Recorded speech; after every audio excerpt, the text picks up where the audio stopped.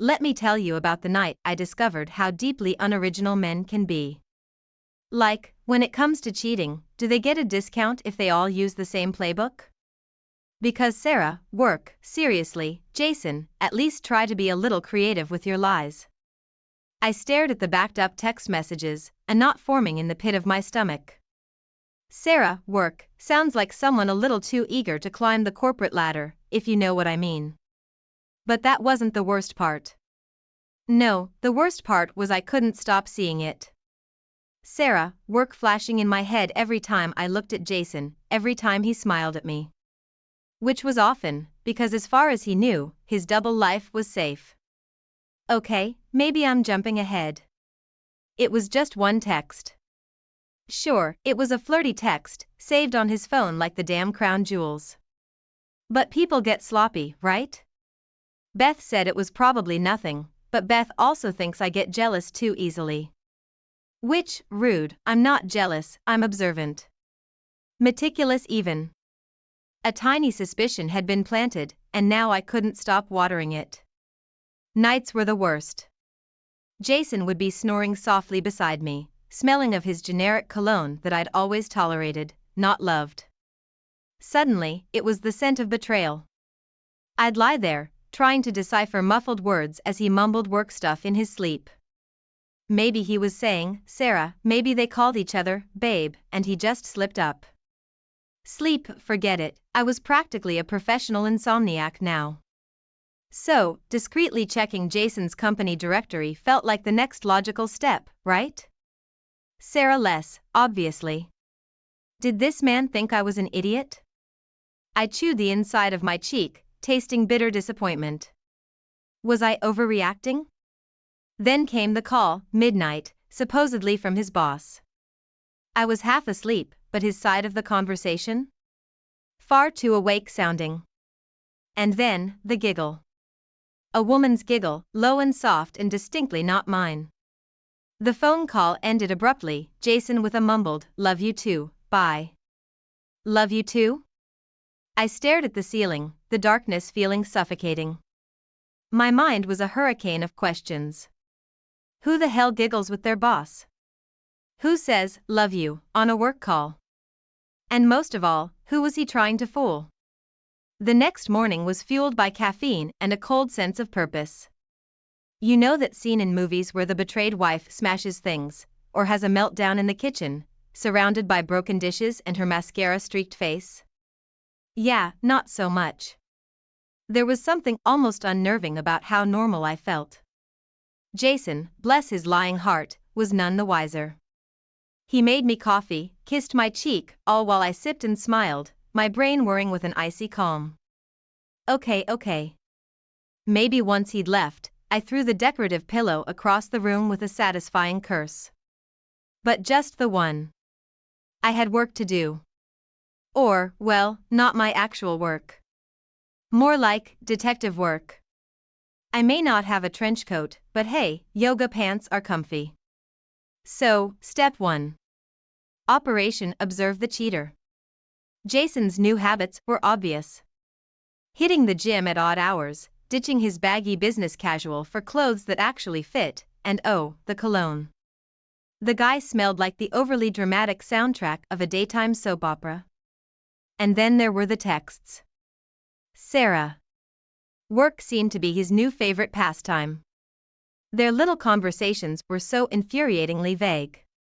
Itches that needed scratching, drinks after work, inside jokes I wasn't privy to.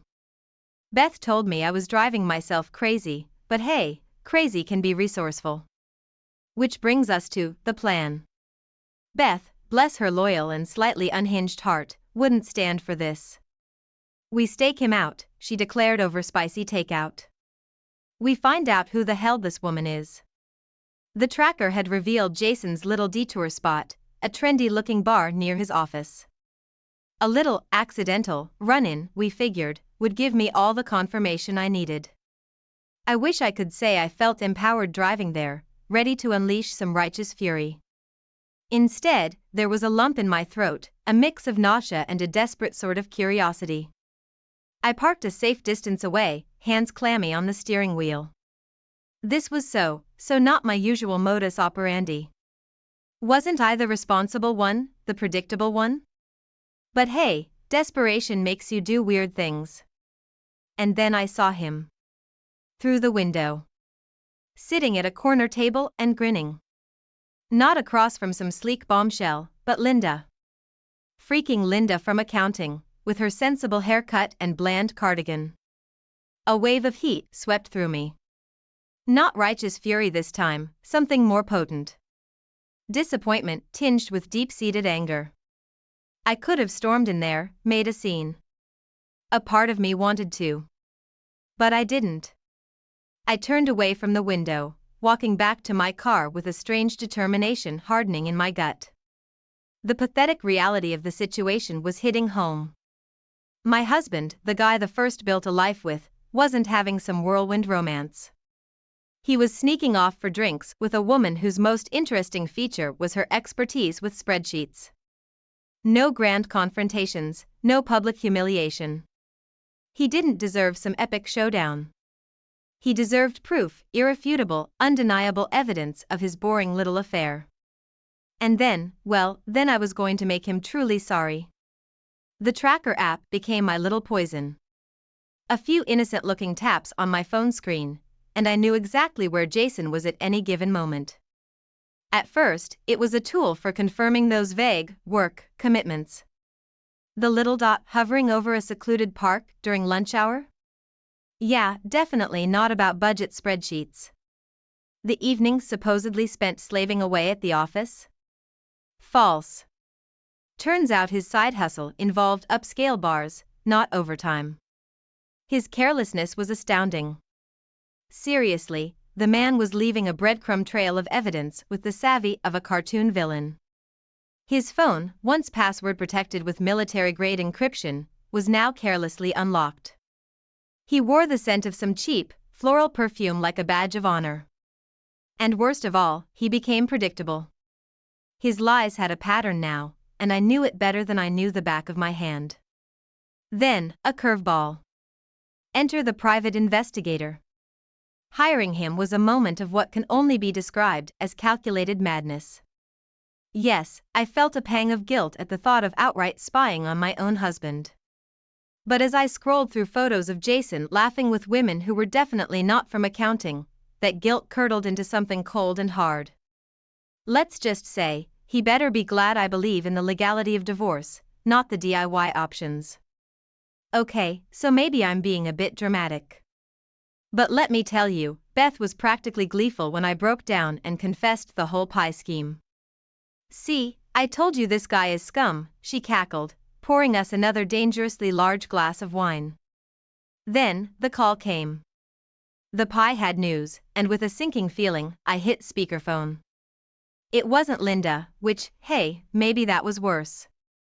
The name he provided was Jessica. Young, vibrant, the type of intern who probably still giggled at memes. Which would suit Jason perfectly, as it turns out. A wave of nausea washed over me, mingled with a jolt of something fiercer. Not just anger now, but a strange, twisted determination. You want rage, the white-hot, blinding kind? That was me, holding my phone so tightly it might crack. Humiliation settled in, a gnawing ache in the pit of my stomach. And yet, beneath it all was a flicker of something else. Resolved, let's just say my pity party didn't last long. Jason wasn't getting off easy. It was time to switch tactics. Time for this victim to reclaim the game. You know those movies where the woman stares at her reflection, a flicker of something cold in her eyes, and then the epic makeover montage begins? Yeah, that wasn't me. My transformation was far more subtle, less triumphant girl power soundtrack, more calculated chess move. I became an observer, a gatherer of ammunition. Every interaction with Jason was dissected and filed away. Those vague excuses, the nervous lies. I catalogued them all, turning my hurt into a weaponized to-do list. Then came the bombshell, delivered by our not-so-friendly neighborhood tracker app. Jason, my predictable husband, wasn't just skulking around bars and parks. He was hitting up a shockingly high-end lingerie store. The realization hit me like a bucket of ice water. He wasn't buying generic birthday presents, he was outfitting somebody. And it sure as hell wasn't me. Now, I'm not one for public breakdowns unless strategically necessary.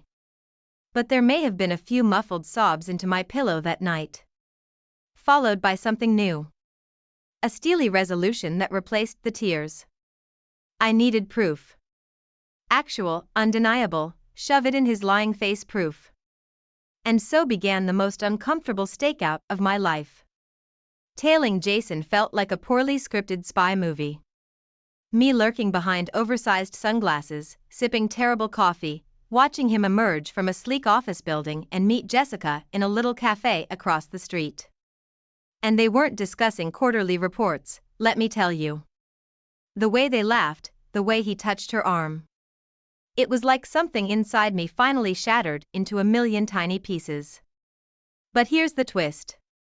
Alongside the pain, I felt an unfamiliar lightness. For months, I'd let myself be defined as the clueless wife, the boring other half. In some twisted way, Jason's betrayal was liberating. So yes, my world might be cracking, but instead of shrinking away, I did the opposite. A haircut, not some drastic change, but enough to shake off the invisible weight I'd been carrying. A few bold pieces added to my wardrobe, a splash of bright lipstick I'd never dared wear before. Beth, the ever-supportive instigator, dragged me out one night. Fake it till you make it, she claimed, buying me a drink with a ridiculously long name. Which, apparently, was just the fuel I needed. Enter Mike. We met at the bar, his smile easy, his eyes actually seeming to see me and not just through me.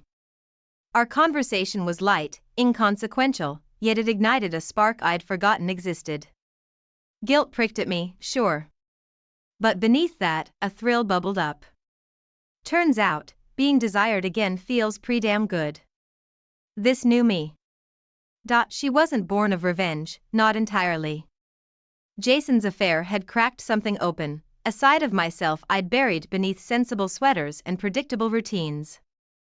Maybe I should be afraid of her, this bolder, less forgiving woman taking shape. For now, though, I'd embrace her. She'd be the one getting me through this mess.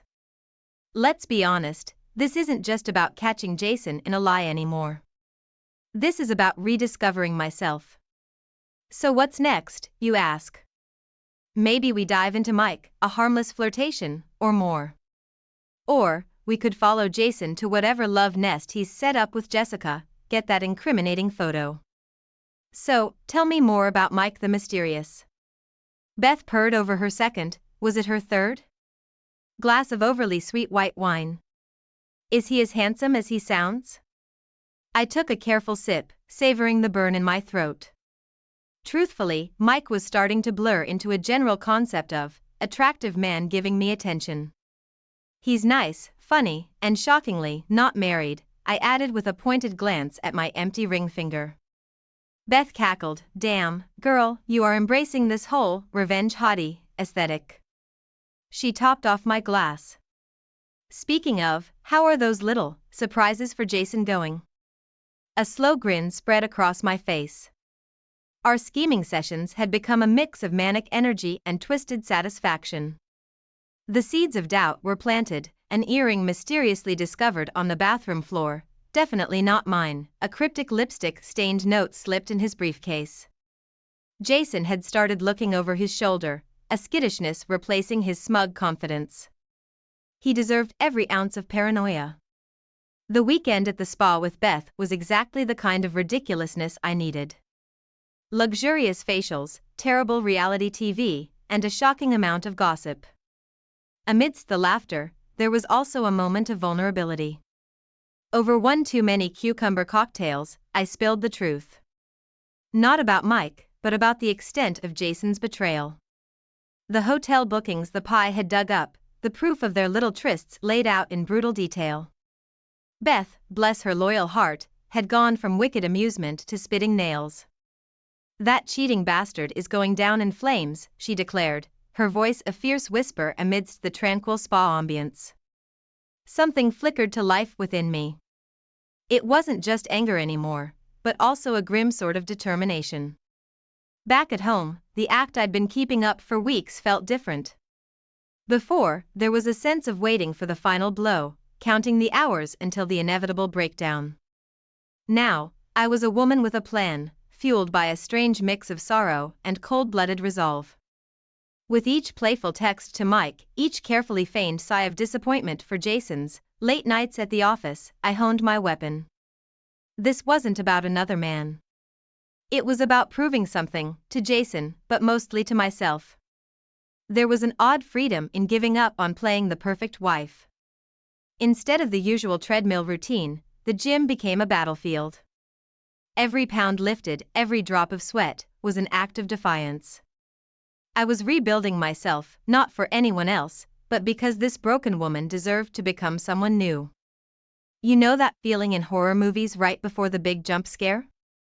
Like, the music gets all ominous, the lighting shifts, and you know something's coming even if you don't want it to? That was the vibe in my house all week. Jason was on edge, practically jumping at shadows. His questions about my schedule, once mundane and predictable, now had a nervous undercurrent. Another yoga class. Are you sure you're not, I don't know, taking up karate or something? He joked, but there was no laugh in his eyes. I played dumb, the concerned wife routine perfected through hours of practice. Inside, though, a thrill was building. The hunter, not the hunted, that's who I was becoming. Our anniversary rolled around with all the warmth of a tax audit. Jason presented me with a pair of diamond earrings, absurdly expensive, guilt practically radiating off them in waves.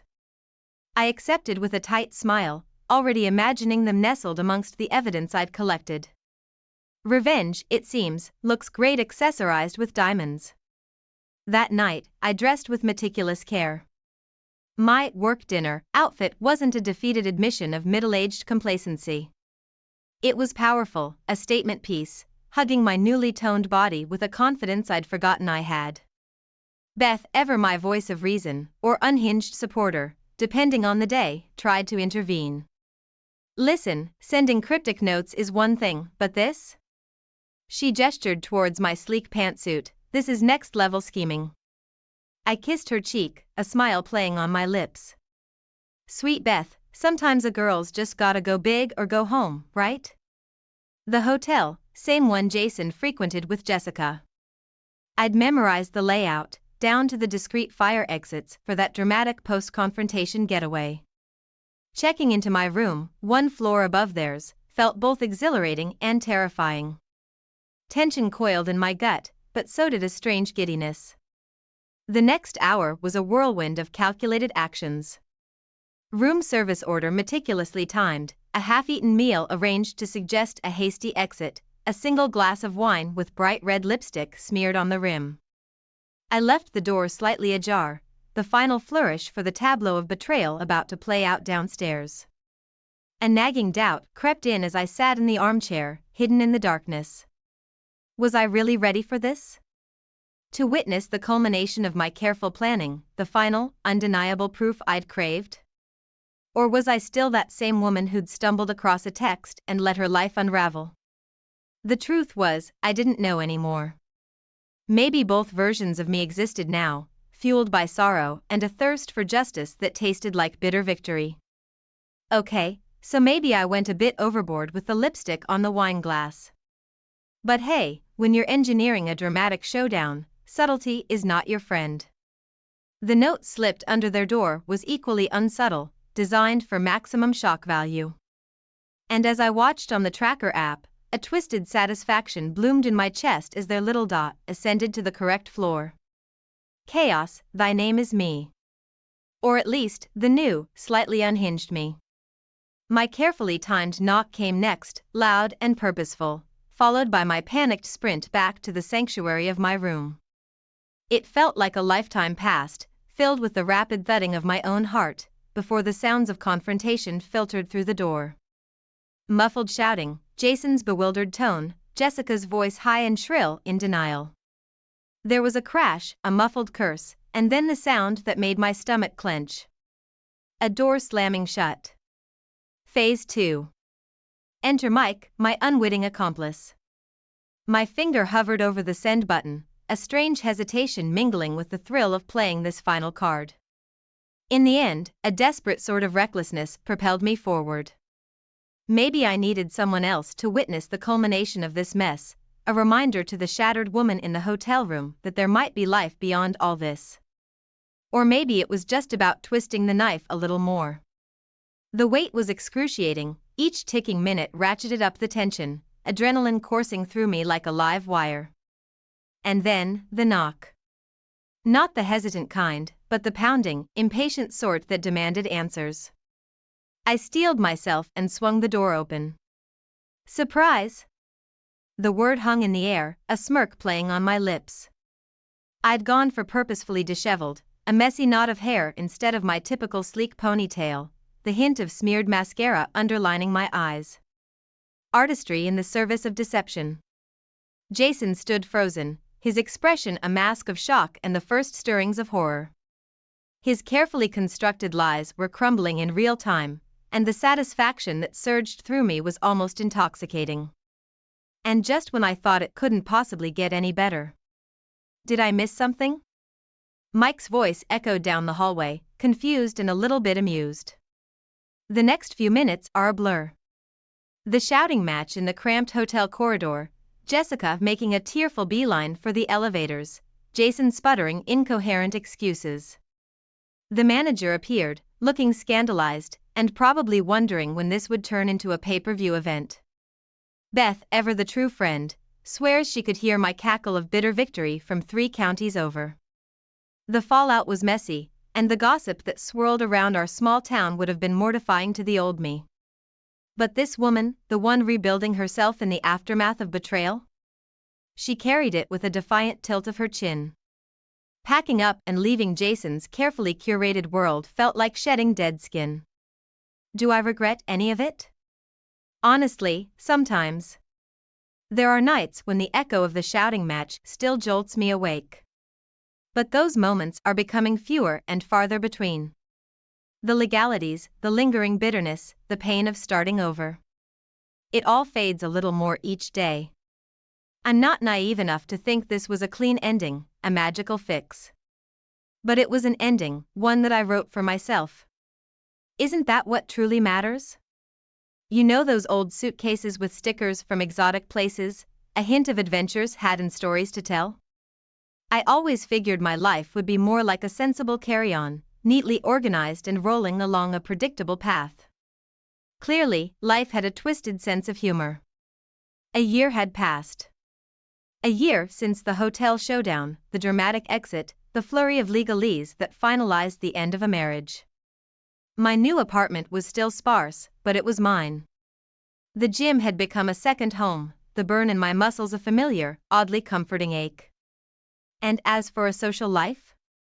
Well, the jury was still out on whether blind dates arranged by well-meaning friends were helpful or the 8th circle of hell. Beth, of course, was there through it all. Our nights out had shifted from wine-fueled scheming to messy karaoke marathons. You're getting over him, she'd declare mid-song, her voice slightly off-key but resolute. And also, you totally need to work on your high notes. Sometimes, tucked away amidst the laughter, a flicker of doubt would arise. Had I done the right thing? Had all that scheming made me as twisted as Jason? But dwelling in the land of what if was a sucker's game, like driving in reverse with your eyes glued to the rearview mirror. Then there was Mike, his random, "How are you?" Texts had become a sporadic, unwelcome reminder of that night. Initially, they brought a bittersweet thrill, a glimpse of that defiant woman I'd briefly been. But now they just annoyed me. Hitting delete felt oddly satisfying. Some tools, after all, are one-time use only. Running into Jason was unavoidable in our small town. He looked diminished, shoulders slumped, the spark of self-satisfaction snuffed out of his eyes. Sometimes, a flicker of pity would stir in me, but I'd stomp it down ruthlessly. He didn't deserve my sympathy, let alone a place in my thoughts. Life, for once, refused to be neatly compartmentalized. Days blurred between challenging, disastrous first dates should earn hazard pay, and surprisingly okay. Beth and I finally mastering our karaoke duet. There were moments when the past threatened to suck me back in, but the urge to simply curl up and quit was lessening. One morning, an unplanned detour took me past a shop with a window display I couldn't ignore. A sleek travel backpack, adorned with colorful stickers from destinations unknown. Something sparked in me, a flicker of possibility. I caught my reflection in the glass. A woman, yes, but not one defined by a broken marriage. There were lines around my eyes, marks of both laughter and tears. There were scars, not all visible, but woven into the fabric of who I was now. I saw a survivor, a woman who had been knocked down and gotten back up again. Maybe it was time to add a few new stickers to my metaphorical suitcase. As I walked away, chin tilted just the slightest bit higher, I knew the adventure wasn't over. It was just beginning. What form it would take, I didn't know, but that was half the thrill, wasn't it?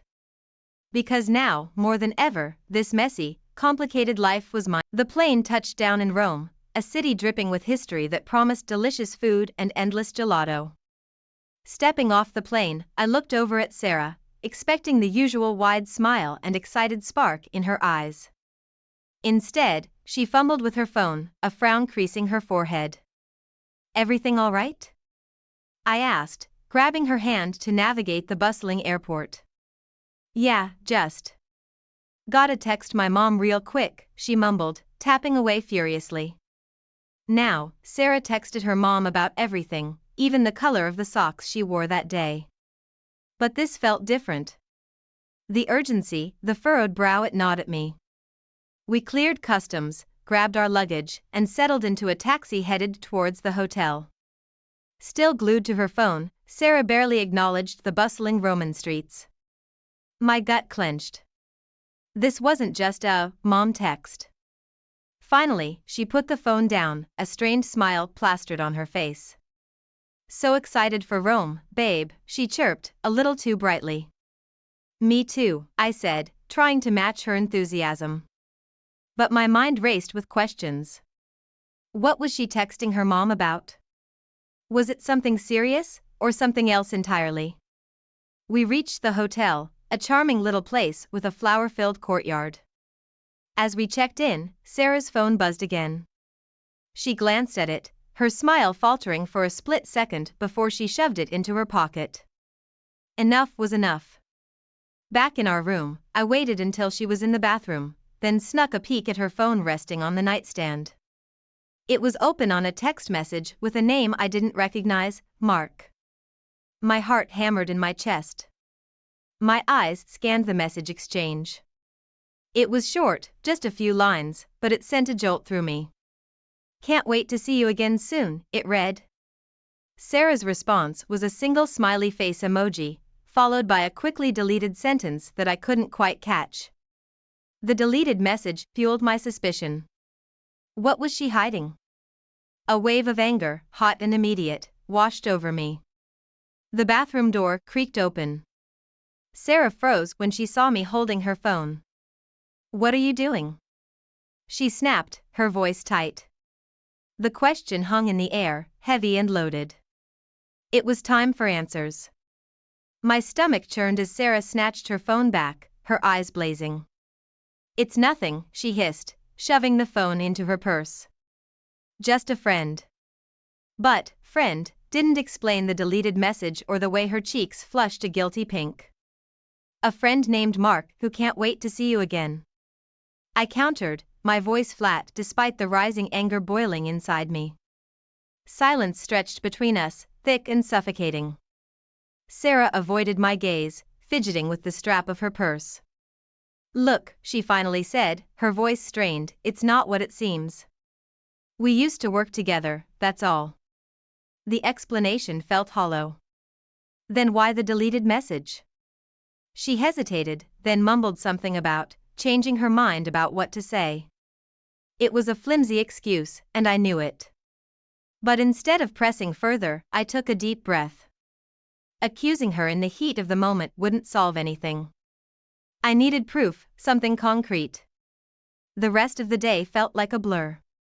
We toured the Colosseum, its grandeur lost on me as my mind replayed the message on her phone.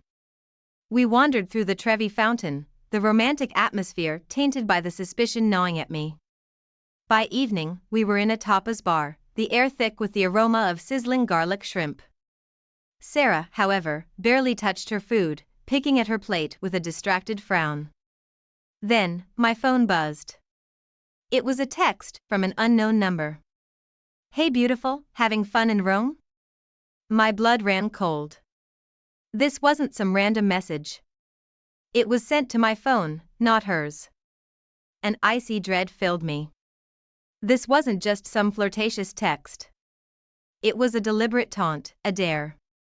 I slammed the phone on the table, the clatter drawing stares from the other patrons. Sarah looked up, her eyes widening in alarm. "What's wrong?"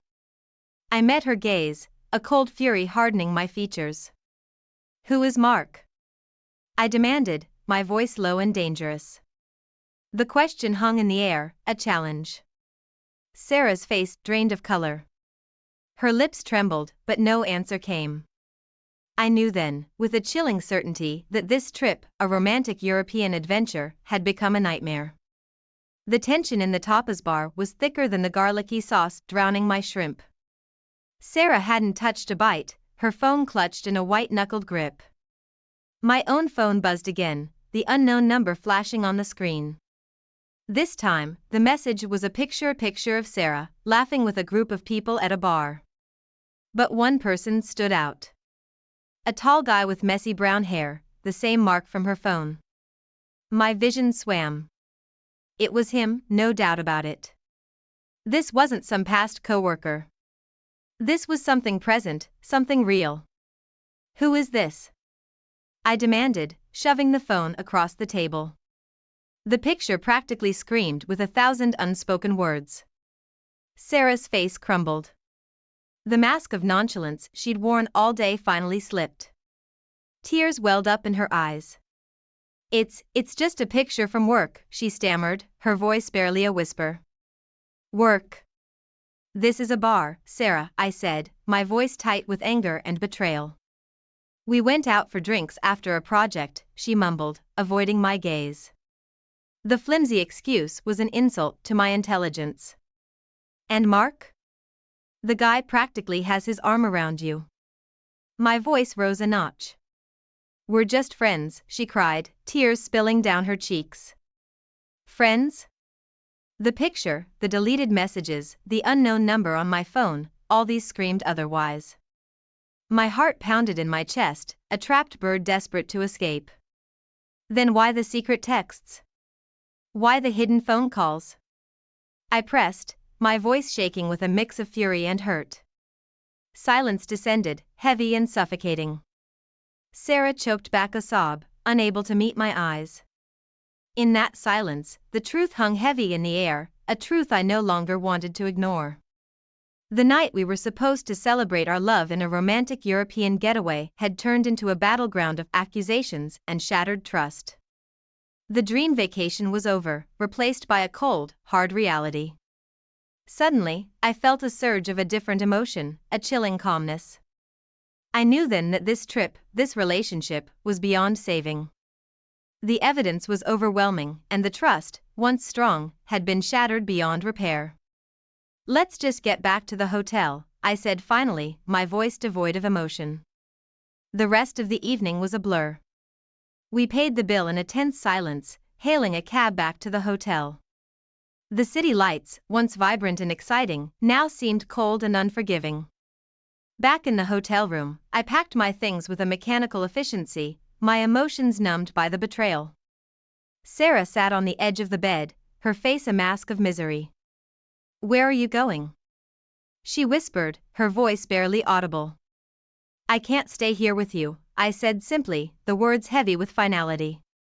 "I need some air, some time to think." Without waiting for a response, I grabbed my bag and walked out of the room, slamming the door shut behind me. The sound echoed through the hallway, a punctuation mark on the end of our crumbling relationship. The once romantic European vacation had taken a dark turn. Now, I was alone in a foreign city, the weight of betrayal heavy on my shoulders. What started as a trip to celebrate our love had become a journey of self-discovery, a journey that forced me to confront a harsh truth. The hotel hallway echoed with the sound of my slamming the door. My anger simmered, fueled by the weight of betrayal and the absurdity of her accusations. Back in Rome, the picture on my phone was a tangible piece of evidence, a cruel snapshot of a truth she couldn't deny. Now, in Madrid, the argument replayed in my mind like a broken record. "It's your fault," she'd shrieked, her face flushed with fury and embarrassment after the hotel staff reprimanded us. "Me?" I'd sputtered, incredulous. "You're the one who couldn't hold it for 5 minutes." The memory sparked a new thought, a detail that hadn't registered in the heat of the moment. Back in Rome, the unknown number that texted me called her beautiful. Now, after the argument, the way she was clinging to her phone, her face illuminated by the screen. Something didn't add up. I retreated further into the room, the silence thick with tension. Sarah sat on the edge of the bed, her back to me, scrolling furiously on her phone. "Who are you texting?" I blurted out, unable to hold back the question any longer. She jumped, her phone clattering onto the bed. Spinning around, she faced me, a look of panic flashing across her face. "Just, my mom," she stammered, a touch too quickly. "She's worried about everything that happened." Maybe. But the fear in her eyes wasn't just about the argument. It was a deeper fear, a fear of being caught. I inched closer, my gaze fixed on the phone. "Let me see," I said, my voice flat and steady. A beat of silence stretched between us, thick with unspoken emotions. "No," she said finally, her voice barely a whisper, clutching the phone tighter. "It's private." Private? From her own boyfriend on a trip funded mostly by him? The answer was clear. This wasn't a conversation about her mom. This was something she desperately wanted to hide. The confirmation sparked a cold fury within me. "Give me the damn phone." "Sarah," I growled, my voice laced with a dangerous edge I didn't recognize. Her eyes widened in fear, but she didn't move. We locked gazes, a silent battle of wills. The air crackled with tension, the room a pressure cooker ready to explode. Suddenly, the phone buzzed again. Sarah flinched, a gasp escaping her lips. This time, I wouldn't wait. In a swift move, I snatched the phone from her grasp.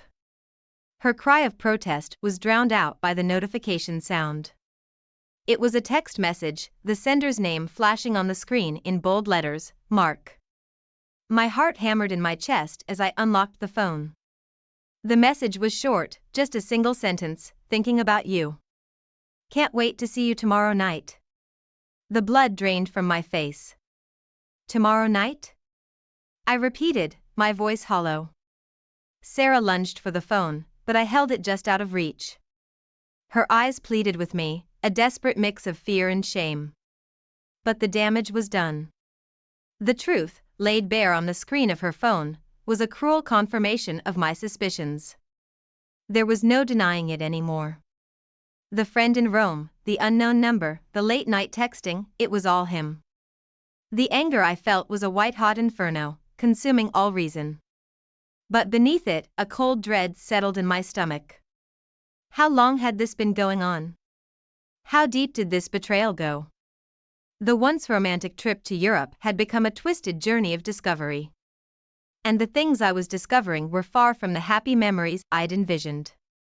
The incriminating text message on Sarah's phone burned into my retinas. "Tomorrow night," it taunted, a cruel reminder of her secret plans. My mind raced, a chaotic storm of anger, betrayal, and a sickening sense of violation. But before I could confront her, a wave of exhaustion hit me. The emotional roller coaster of the day had taken its toll. Glancing at Sarah, still fast asleep, I decided to wait. Sleep wouldn't erase the truth, but it might give me some semblance of clarity before the inevitable showdown. The night was a restless one. Images from the day, the argument, the text message, flashed in my mind like a broken projector. every detail felt magnified, every word a fresh betrayal. Finally, as the first rays of dawn crept through the window, Sarah stirred. She stretched, yawned, and her eyes fluttered open. A moment of blissful ignorance played across her face before she saw me, the phone clutched tightly in my hand. Her eyes widened in horror. "Give me that!" she shrieked, lunging for the phone. But I held it just out of reach. "We need to talk," I said, my voice hoarse from lack of sleep and raw emotion. The defiance in her eyes faltered, replaced by a flicker of fear. "About what?" she mumbled, her voice small. I didn't answer. Instead, I unlocked the phone and scrolled through the message history. My finger stopped at a message exchange from a few days back. It was between her and Mark. "Hey," the message began. "Place looks great. Can't wait to see you again when you're back." Sarah's breath hitched. Her face drained of color, the blood rushing from her cheeks. "Can't wait to see you again?" I repeated, my voice laced with ice. "Where?" "Here, in Madrid?" Silence hung heavy in the air, thick and suffocating. Sarah opened her mouth to speak, but no words came out. Then, I saw it. A tiny detail I hadn't noticed before. The address attached to the message. It was the address of our hotel. My heart hammered in my chest. This wasn't some clandestine meeting planned for the future. This was supposed to happen tonight. Right here, under my nose. A cold dread gripped me. Who was Mark? Was he already here, waiting for her? The question hung in the air, a chilling accusation. Sarah's eyes darted around the room, searching for an escape, for a lie to tell. But the truth was laid bare on the screen of her phone, a damning web of deceit. The romantic European trip I'd planned, a celebration of our love, had become a twisted nightmare. And this nightmare was far from over. The incriminating address on Sarah's phone sent a jolt through me. My mind raced with possibilities, each one more unsettling than the last. This wasn't just some emotional betrayal. This was a potential physical danger lurking in the shadows. Who was Mark? I demanded, my voice low and dangerous. Sarah's eyes darted around the room, a cornered animal searching for an escape. I don't know what you're talking about," she stammered, her voice barely a whisper. The lie was flimsy, transparent. "Don't play dumb," I growled, shoving the phone with the message in her face. "This address. It's our hotel. He was supposed to meet you here?" The color drained from her face. Her shoulders slumped, the defiance replaced by a crushing defeat. "It's not what it seems," she mumbled, the words barely audible. I didn't bother responding. What could she possibly say that would justify this? The anger that had simmered all night boiled over. "Get dressed," I said, my voice tight with barely controlled fury. "Where are we going?" she asked, a tremor in her voice. "We're going to find out who Mark is." I spat, my jaw clenched tight. The air crackled with tension as Sarah shuffled towards the bathroom.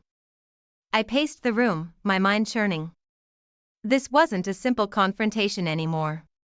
This was about safety. She emerged from the bathroom a few minutes later, her face pale and drawn. We descended to the lobby in a tense silence.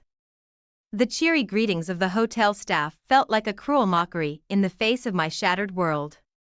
"Ask the front desk if anyone by the name of Mark checked in," I instructed Sarah, my voice cold. She hesitated, then approached the receptionist, her voice barely a squeak. The receptionist shook her head, consulting the guest list. "No sir, no one by that name here." A flicker of disappointment, quickly masked by relief, crossed Sarah's face. But I wasn't convinced. "Maybe he's using a different name," I muttered, more to myself than to her. Suddenly, a bellhop passing by chimed in. "There was a gentleman asking for Miss Sarah earlier this morning," he said, his voice curious. "He said he wouldn't be long, but he never came back." My blood ran cold. So, Mark was here. He knew where we were staying. Did you get a description? I pressed, my voice tight with urgency. The bellhop nodded, tall guy, dark hair, kind of looked like a model. The description fit the picture on Sarah's phone perfectly. My heart pounded in my chest. This wasn't some harmless flirtation.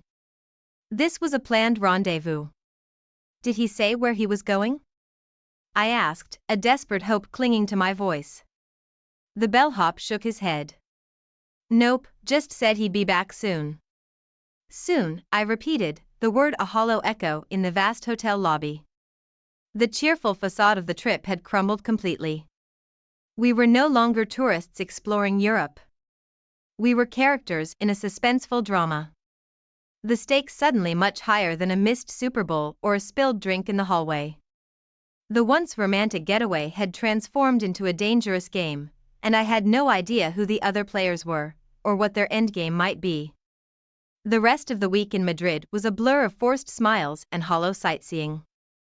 We toured museums, wandered through bustling plazas, and even took a day trip to Toledo, the ancient city perched on a rocky hill.